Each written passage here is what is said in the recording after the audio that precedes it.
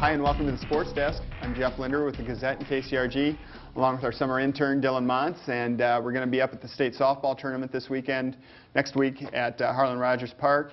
And it's your first rodeo up there. You've been up there as a spectator. You know, as a spectator, what have you noticed? What have you enjoyed up there? Well, one of the things I really like is the vast amount of parks they have up there. They have a lot of space, obviously, for the state tournament is key. And I really like kind of how each park is themed after a major league park. I think is something that might add to the fan, experience a little bit, I guess. All right. They're going to have a lot of consolation games out on those, the outlying diamonds, Dodger Diamond. I think there's a Fenway Park out there. The main fields, the winter bracket games, are going to be on Diamond 1 and Diamond 2, which aren't quite as excitingly named, but those are the kind of the spotlight diamonds, and that's where you want to be playing on Thursday and Friday for the semis and the championship. We had some big surprises in 5A on Tuesday. Both Cedar Rapids Jefferson, Cedar Rapids Prairie pulled off some upset wins. Jefferson beat #1 Muscatine 7-0, and Prairie took out 4th-ranked Pleasant Valley 4-3.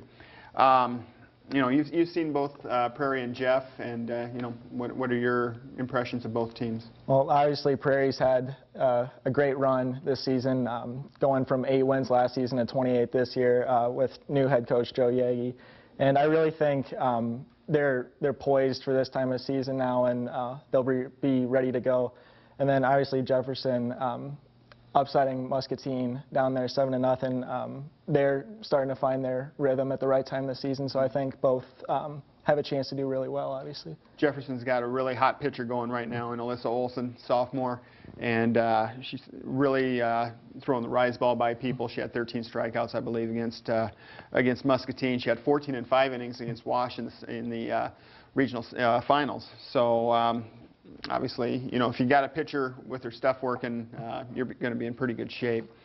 Just kind of looking at some other classes, both our area teams in 4A that qualify play each other. Tuesday, Solon plays Washington, Iowa, and Solon was the 3A runner-up last year, going up to 4A this year under new coach Jim White.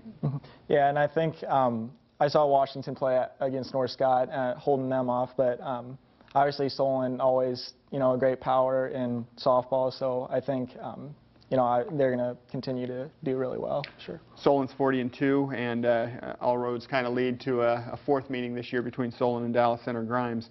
Moving to 3A, Mid-Prairie local team. They'll be playing New Hampton at 11:30 on Tuesday.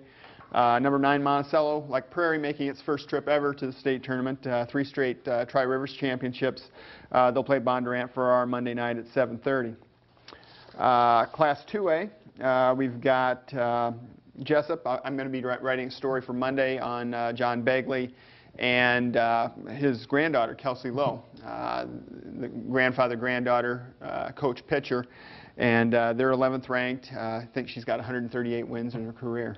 So you're going to kind of be keeping an eye on Durant a little bit. Right. And Iowa City Regina, another Cedar Valley Conference school, along with Durant and with Mid-Prairie, be playing second-ranked trainer on Monday. Regina's 20-19. You're a Cedar Valley Conference guy. North Cedar. That's right. And you know how good softball is over in that league. Yeah, it's always obviously been very tough. And North Cedar even, was up there a little bit more than they had been in the past. But Mid-Prairie obviously is, a tough outing all the time. And Regina and Durant, obviously, they're all in the state tournament. So I think Cedar Valley Conference is very well represented up there in Fort Dodge. It's a strong league all the way through, and it's only going to get stronger next year when it becomes the River Valley Conference. You've got Monticello, Cascade coming in, along with Comanche, Bellevue, and Northeast. So that's really going to provide a lot of depth into an already strong league. Really quick, 1A, no area teams, close-in area teams. Lisbon was the last one standing. They got beat in the regional finals by Linville-Sully. Linville-Sully will play Don Bosco in battle between #5 and #6 Monday at 11:30, and that's a game you'll have your eye on too. Yep, I'll be up there. Keep an eye. We'll see. What did you say Don Bosco's record is? They're 32-8. Linville-Sully's 36-5. Neither from extremely strong conferences, but both had really good seasons. Hey, thanks for joining us, and we'll see you in Fort Dodge.